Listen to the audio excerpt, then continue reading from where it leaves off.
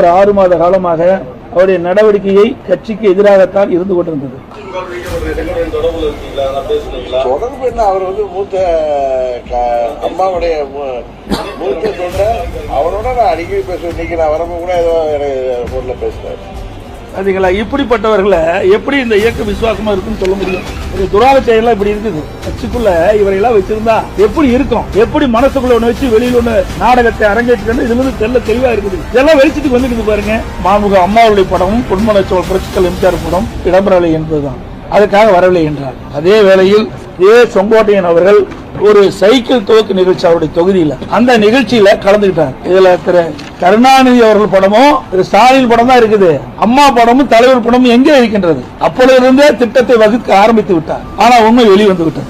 இப்படிப்பட்டவர் தான் திரு செங்கோட்டையன் அவர்கள். இது அனைத்து இந்திய அண்ணா திராவிட முன்னேற்ற கழகத்துடைய பொதுக்குழு கூட்டத்தில் சிறப்பு தீர்மானம் நிறைவேற்றப்பட்டது. கழக உடன்பிறப்புகள் யாரும் திரு ஓ பன்னீர்செல்வம் அவர்களுடன் எவ்வித தொடர்பு வைத்துக் கொள்ளக் கூடாது என்று இந்த பொதுக்குழுவில் தீர்மானிக்கப்படுகிறது.